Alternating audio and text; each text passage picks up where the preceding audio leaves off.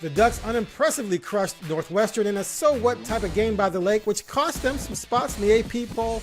What does it all mean? We're going to make sense of it here on the Ducks Confidential Podcast. I'm Aaron Fentress of the Oregonian and OregonLive, and I'm joined by George Wrighster, host of the Unafraid Show, and you can catch him on the CW, which he was this past weekend during the South Florida Miami game, which my Hurricanes won, by the way. George, how you doing? How was your weekend? Wait, my Hurricanes? When did they get to be your Hurricanes? I've been a Hurricane fan since the 80s. Oh, I fell in love. You didn't know? You knew this? I did. I promise you, I didn't know. I ain't seen a mini helmet back there or nothing. I've brought it up before because I've said that the 2001 Oregon Ducks were gotten crushed by the Miami Hurricanes. I've talked about that a lot. Oh my God! Crushed. Now I see. Yeah. Oh my gosh! You and this crystal ball to Miami thing. Now I get it. Lord, no. Oh, I predicted crystal ball to Miami. It had nothing to do with me being a fan. You wished it to happen. No. It was obvious it was going to happen. Listen, as an Oregon man, I am happy crystal ball left because you weren't at the time. You weren't at the time. No. And the reason why is we're sidetracked again right at the gate. No. Is that I get it now.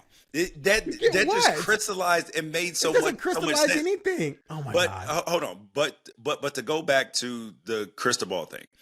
Yes, of course, everybody's a little bit frustrated at the time because things were going well. But here's the thing. And this is why people Oregon fans, if you look at the history of things, when Mark Helfrich got fired, you had Willie Taggart. Yes, Willie Taggart come in. Willie Taggart is looked at as a bad man in Oregon, but I actually thank Willie Taggart because he did something for Oregon that was crucially important.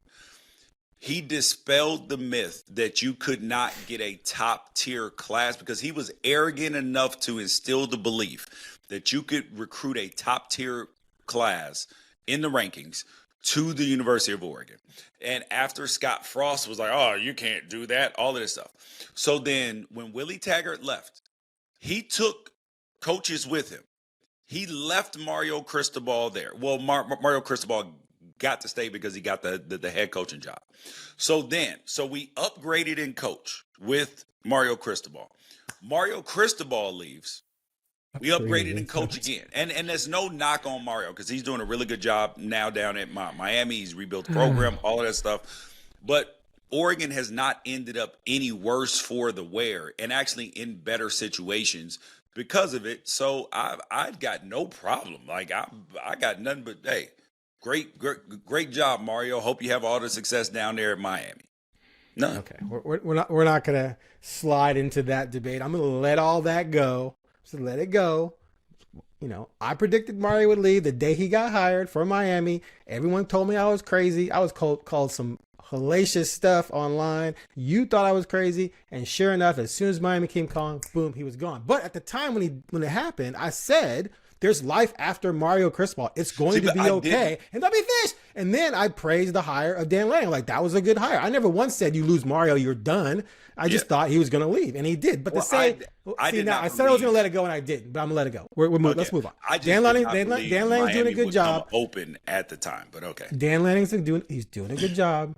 They would still be good with the guy who, by the way, he won 2 conference championship games. Oh my God! Underdog. No, we're not doing the Helfrich thing. No, we're not doing it. No, I'm not talking about Helfrich. I'm talking about Mario. Mario won 2 conference championship games as the underdog and went to a Rose Bowl. Okay, so he did a good job. Let's not pretend. For sure. So let's not make it. See, I hate it when fans make it this coach for like people feel like they have to trash one coach to prop another, to trash Mario to praise Lanning. It's just silly. You said we got a much better coach. We're much better. Blah blah blah. You're not necessarily much better. That's what you said. That's what everyone else says. But again, we are digressing into something that we need to move on from. Let's just let it go. Some other day we'll have this debate. Okay. Sorry everybody, but yes, I'm a Miami Hurricane fan. I have been since the 80s because they threw the ball a lot, unlike a lot of teams in the 80s who were running the ball all the time. And I grew up a receiver, and so I like that. So I jumped on the bandwagon during the Kozar days. Anyway. Today's episode of Ducks Confidential is brought to you by Travel Lane County, an organization that promotes travel and tourism in the Eugene, Cascades, and Coast region. Ducks fans can find out more at www.eugenecascadescoast.org. Okay, we didn't get a 2001 Miami-Oregon showdowns, which is one of the reasons why I've always had a lack of respect for how college football operates. But in today's world, that game probably could have happened, all right?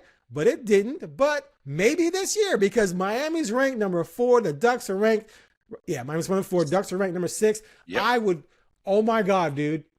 If I were still on the Blazers beat and the Ducks played Miami in the playoffs, I'd be like, I'm going to help cover that game. I would kill to cover that game because the drama would just be, my God, yes. Oh. But unlike how amazing that would be or could have been 25 years ago, we got a dud of a game on Saturday with Oregon and Northwestern, which is what we're here to talk about, despite our opening. I was there. Very uninspiring performance by the Ducks. Interesting set. Let me finish. Let me finish. You're doing it again. Listen, I got a question for you. I have a question for you, Aaron. I have a question for you. So you just wait for an opening. Go ahead. No, first thing is because I didn't want you to get too far in the weeds. Number one, first thing is, can you set the scene for us? Because you were like, it's uninspiring, all of this stuff. So when you got to Northwestern, tell us what that stadium experience was like. That's what I want to know. Because like the actual environment, yes, it was uninspiring, all that stuff. So I didn't want you to get too far down there. Okay, I literally said it was an interesting environment, and then you cut me off. So it was I think it's their soccer stadium by Lake Michigan. Very quaint, nice stadium, by the way. Obviously not major college football-esque, more like small college or high school. Actually, probably high school programs in Texas would laugh at it. But it was a very nice setting, like up against the lake. Very beautiful. No doubt about that. Press box, heinous. Felt like I was back covering high school football, which actually was a fun time, by the way. So I kind of found that a little nostalgic.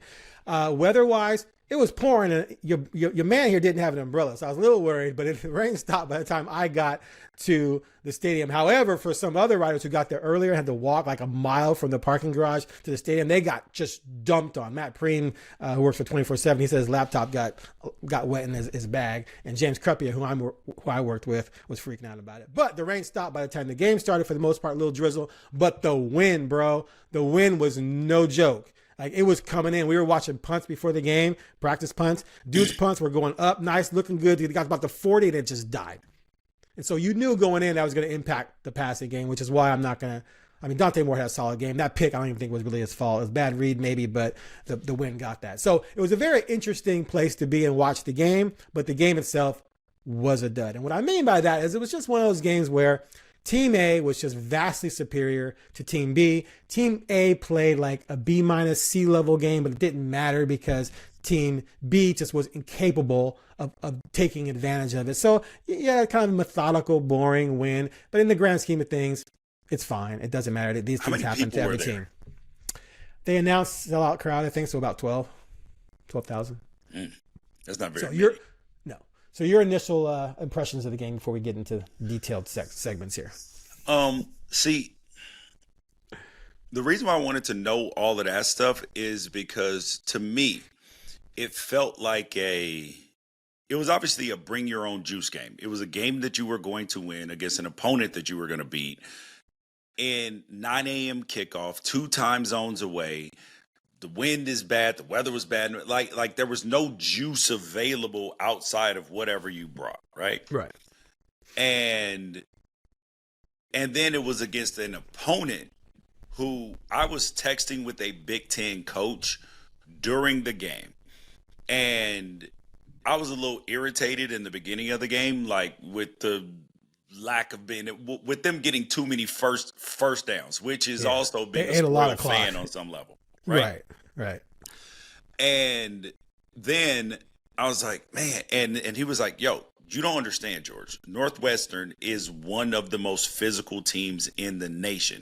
Like, don't worry, this will settle down. Don't worry about it. Like, right. And I was like, okay. And so And you said, what was the word that you used in the beginning? An uninspiring, uneventful crushing, or Unimpressively crushed. yes, unimpressively crushed, because it was 34-0. I mean, there was never a point in time where Oregon was ever even like threatened in They were any way. only up 10-0 and backed up on their 11. That was like the only moment, and then they drove 89 and scored. Yeah, yeah, that's what I'm saying. Is that it wasn't like they were up 10, Northwestern was Right. on their 11. Like Right, it was, right. they were up 10 With the ball. So, But they were in trouble because they faced a 3rd and 11. It was like, oh no, yeah. Oh no, a 3rd and 11. only up 10. Yeah. So Late in the second quarter though, so you know. yeah. So I appreciated the win. I also thought that it was one of those moments where Dan is probably happy because he's like, yes, I get a chance to turn on the tape, and there's a lot to look at. There's a little bit of humility that gets sunk in after this game, because like, yes, you weren't threatened, but you can also harp on that the standard was not met, and they also got a chance to go on the road, couple time zones away, early kick, which you're gonna like in 2 weeks you're gonna have another situation, except you're gonna be 3 time zones away in a hostile environment. So I thought it was a fair chance to get your team warmed up a little bit. Right. Overall, I thought the team comported itself well, and when you look at the numbers, I think they finished with 37 carries for 100 and 60. 78, I think, 76. Yeah. So like, think about this. If you take away that last one carry for 79 yards, Oh, you mean for Northwestern? Go ahead. Yeah. it's 36 for 99. Right. 36 carries for 99 yards. And that was what the Big Ten coach was texting me. He was like, yo, don't worry. Because if you say that, like, that the main team is going to finish with 36 carries for 99 yards, you will take that every single week. Now, the standard is not given even the second team, third team, walk-ons giving up a 79-yard touchdown. That's not the standard. Right. So you do have to factor that in on some level. But when the A team was in, it was a dominating defensive performance overall. Yeah. Yeah, I mean, look, the Purdue game last year, right? Last year was probably worse than Northwestern. Oregon wasn't overwhelmingly impressive in that game, but it was one of those things where it's like you don't need to be. You don't need to. Like Bryce better said, than you would expect. I think they're better up front than you would than people think that they are. Their problem is the quarterback. Right, 100%, which we'll get to. But like the Like Purdue if, game, if they had competent quarterback play, they would have scored. Like Oregon probably would have then scored 48. It would have been 48, like 29 or 20. something. Yeah. So anyway, you don't have to win every game by 60, like Bryce Betcher said. He's like, you'd like to think you can win every game by 60, but it doesn't happen. Other teams are good too. Anyway, all right, 3 words. My 3 words are they just got her done. Got her done. In line of what we're talking about.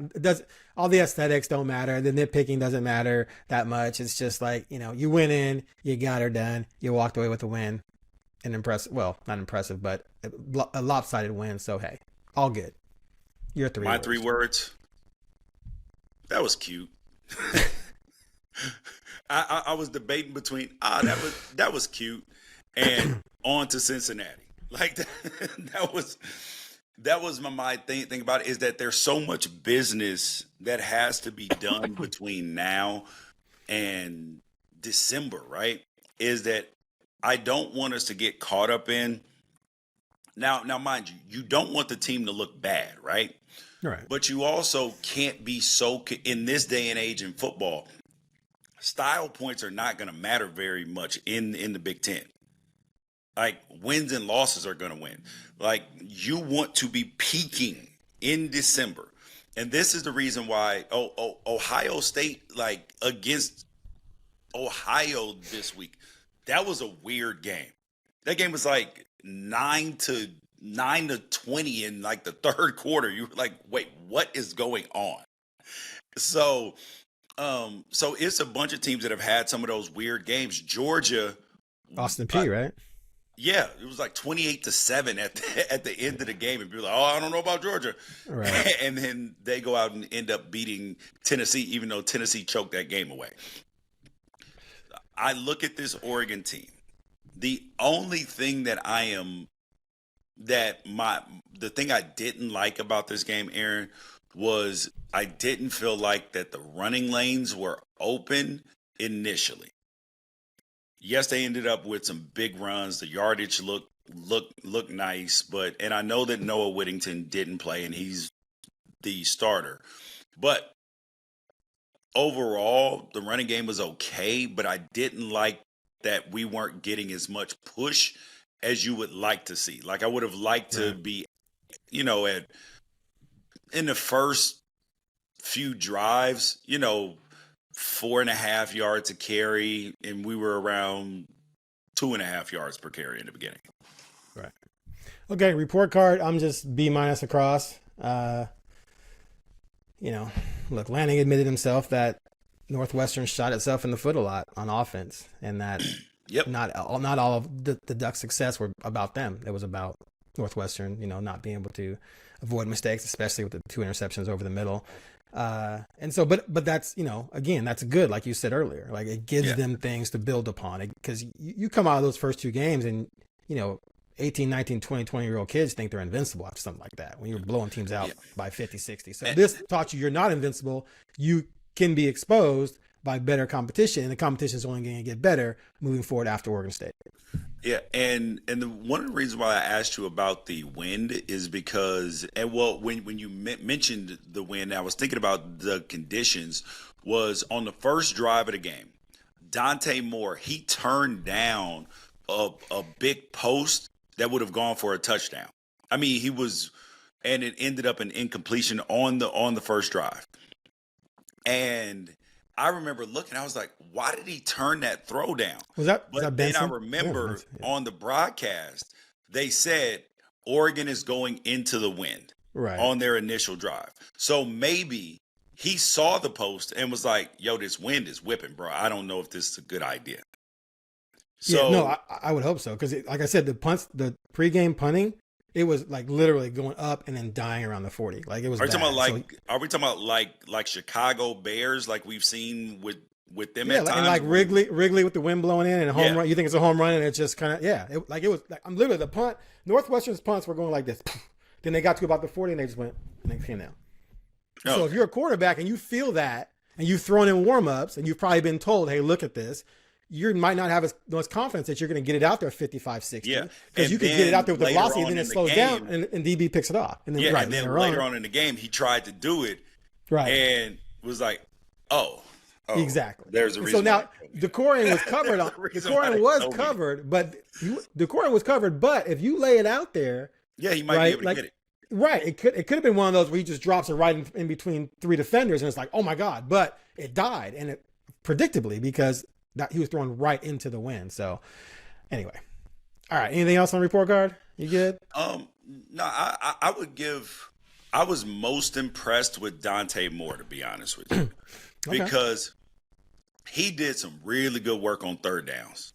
Like that gave me confidence for the future, because he stepped up in the pocket. He made some throws, threw on time, threw in some windows. And I was like, oh, okay, this might be a guy that we can put the game on his back at times. Like that was highly encouraging.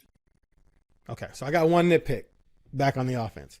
So you talked about taking away one run, right? So Ducks, 176 yards rushing on 30 carries. You take away the one run by Hill, 66-yarder, that's 110 yards on 29 carries, which is like 3 point something per carry. Point. Right. So that is a little bit of a okay, does this mean, okay, you rushed for 300 on Oklahoma State, sorry, right? But we know what Oklahoma State is. They're completely rebuilding. They're out trying to sign, Division II All-Americans. And that's not who Northwestern is. No, I'm talking about Oklahoma State when they ran all over Oklahoma State. I said they quit.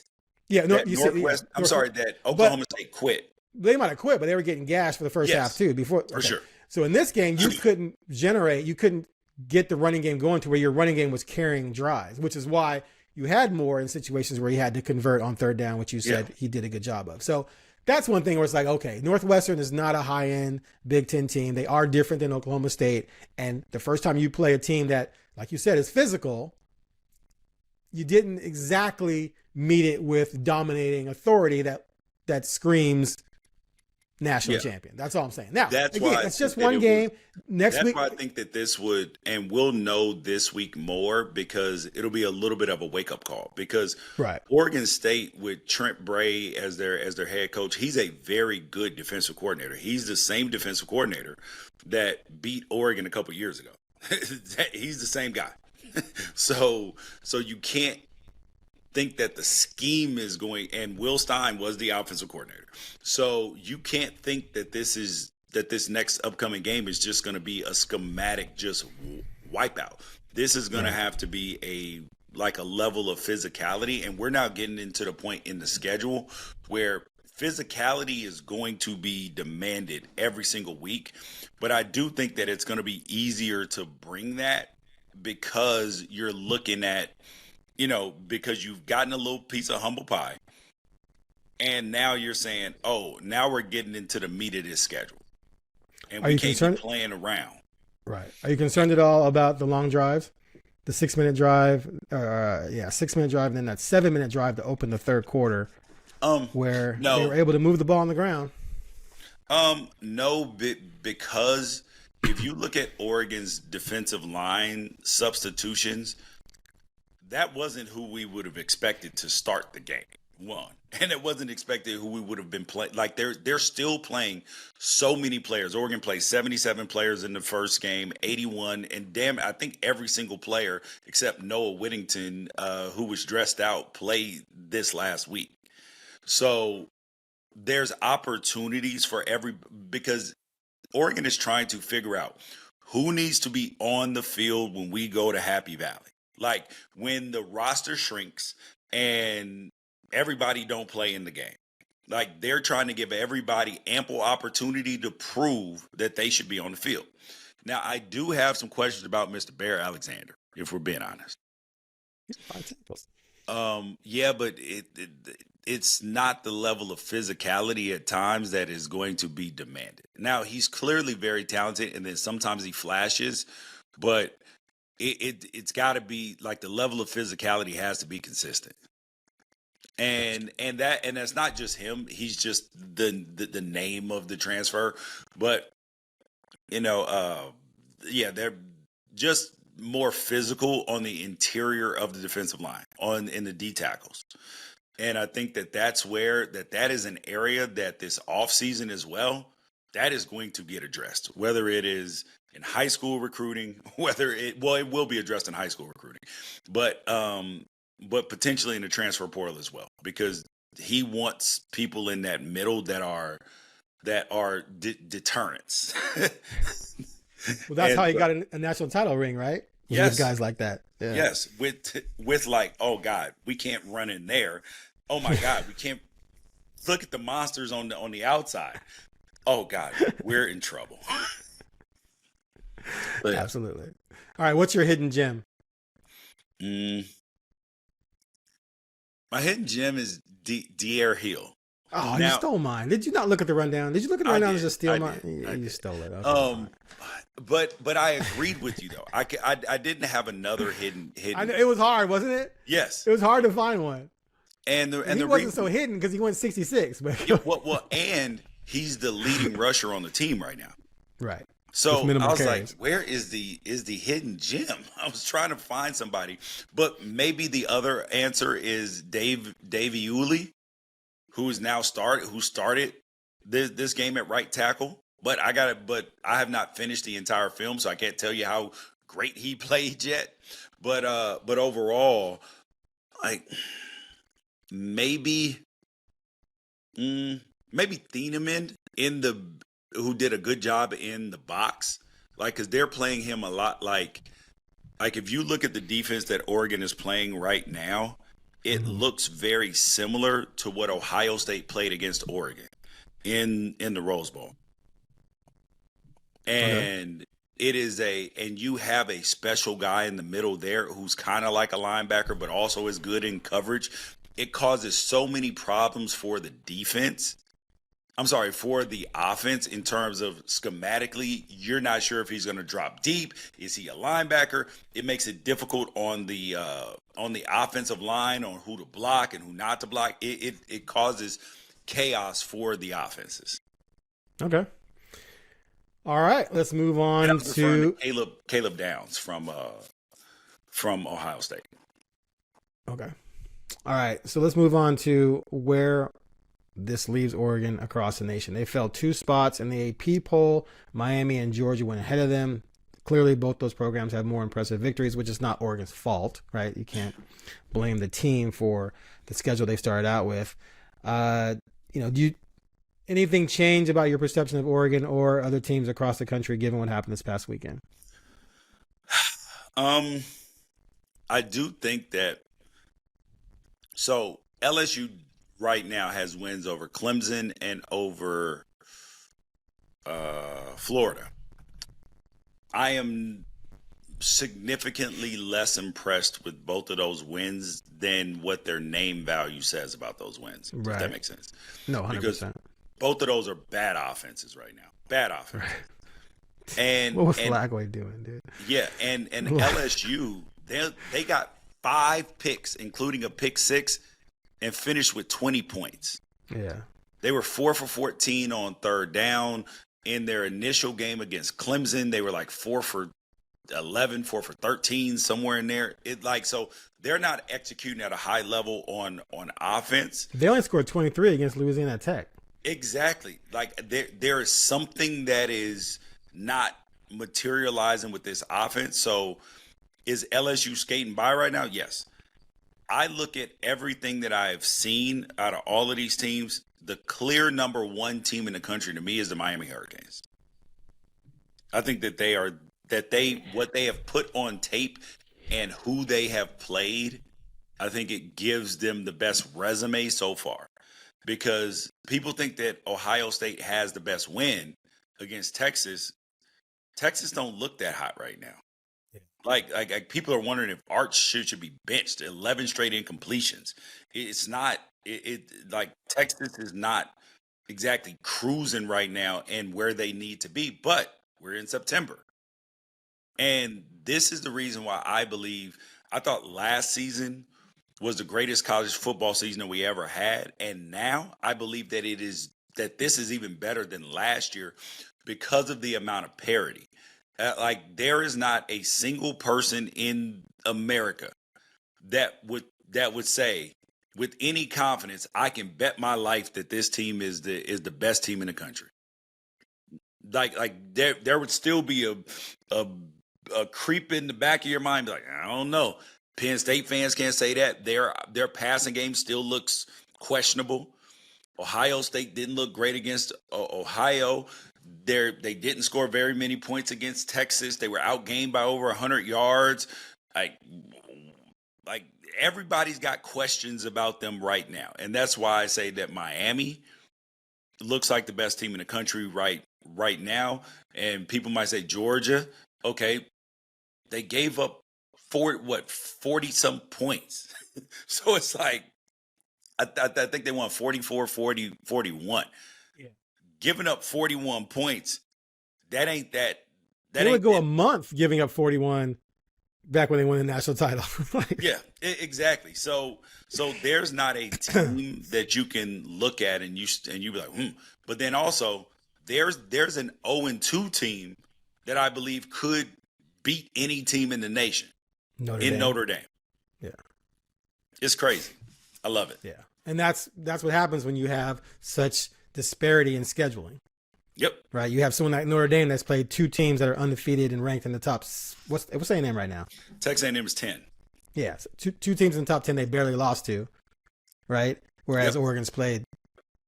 Probably does Oregon have one of these? They have one of the bottom schedules in the nation, right? I mean, it has to be.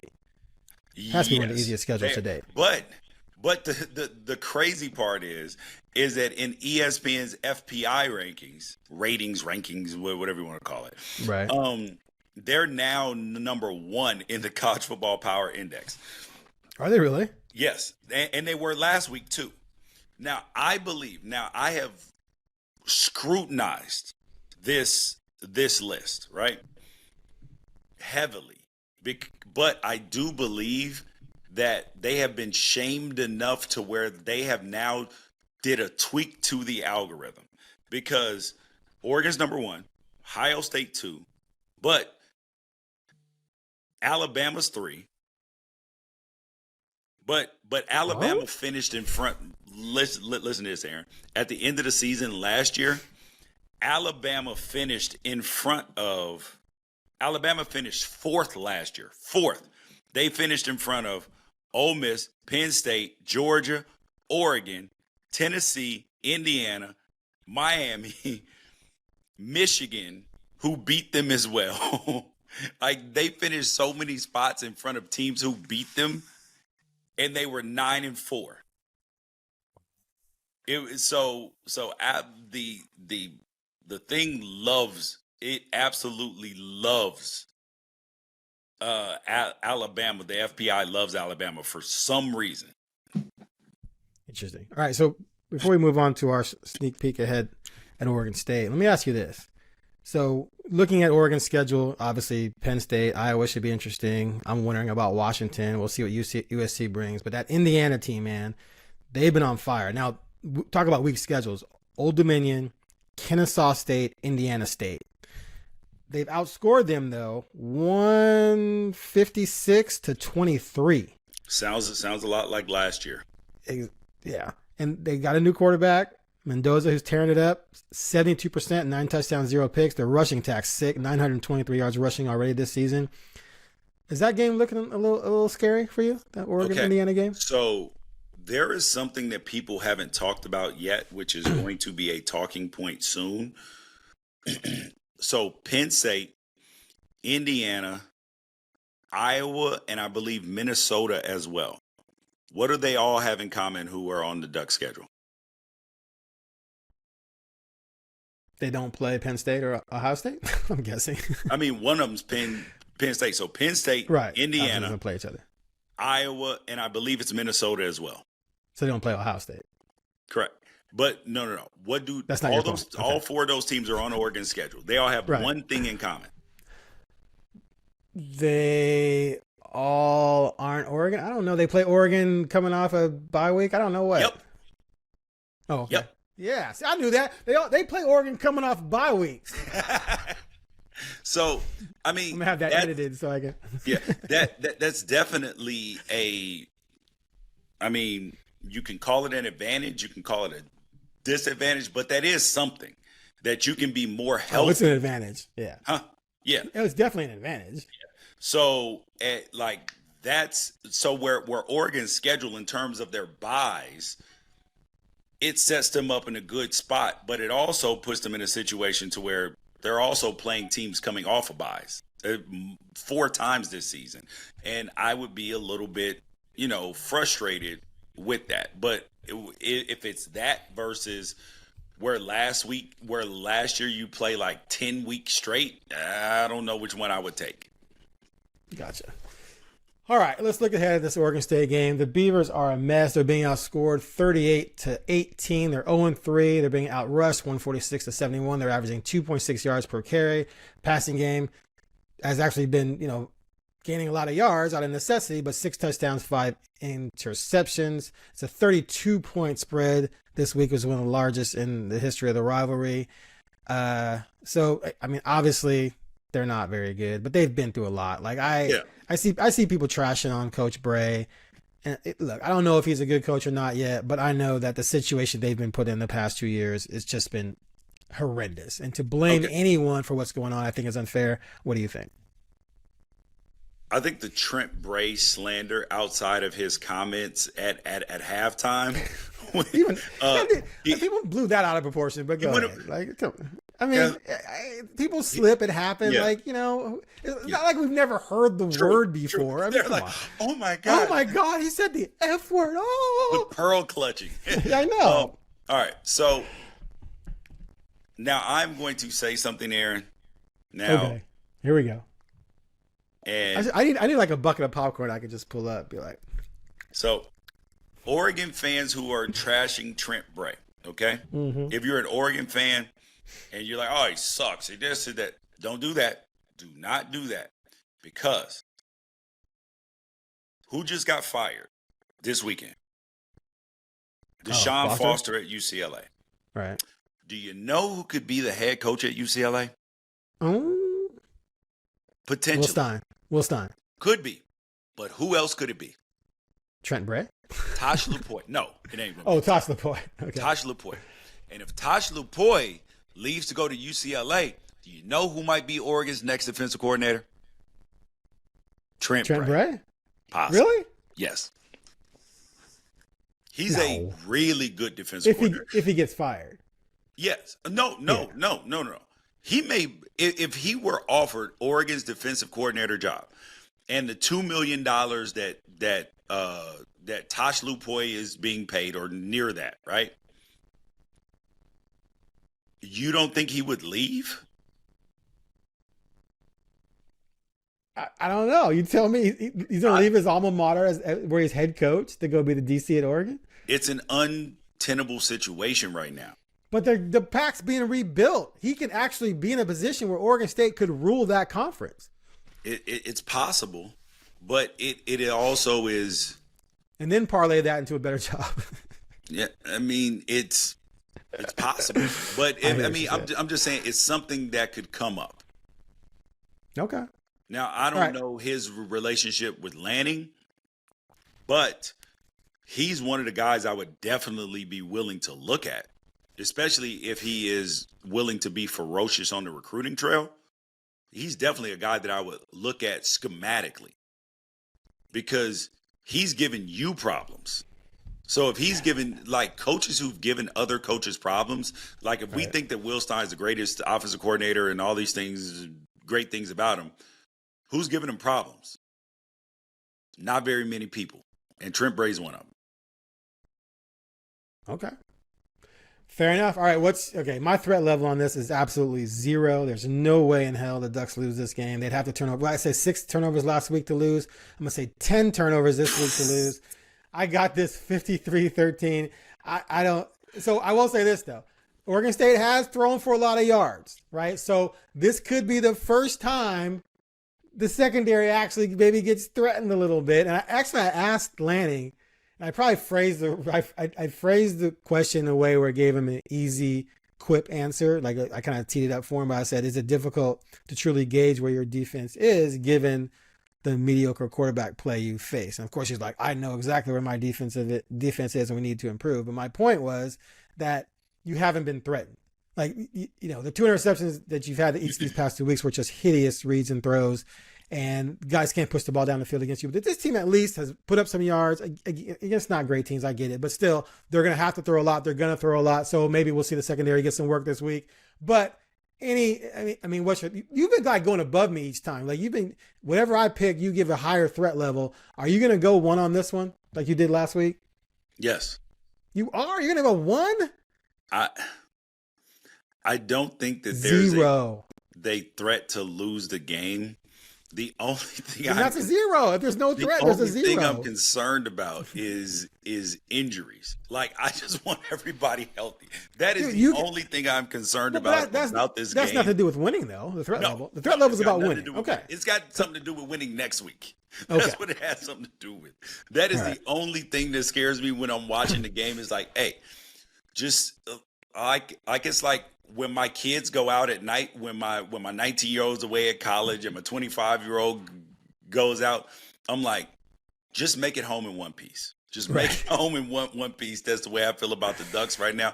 Just make it home in one piece on Saturday, and then just get to next Saturday all in one piece, and I will be A-okay. Fair enough. All right, that's all we got. Next up is the Beavers, and then after that, things get real with Penn State. Can't wait. Not trying to. Oh no, I'm gonna overlook this week because I'm not playing. I'm not coaching. I can overlook if I want to. All right, that's it for this episode of the Ducks Confidential podcast, which was brought to you by Travel Land County, an organization that promotes travel tourism in Eugene, Cascades, and Coast region. Ducks fans can find out more at www.eugenecascadescoast.org. Will you give me a hand signal? No. I thought you were. Okay. I don't know what it is. Thought you were audible or something. All right. Thanks for joining us. You can also catch us on Talking Ducks later this week and our preview edition of this podcast prior to the Oregon State game. Take care.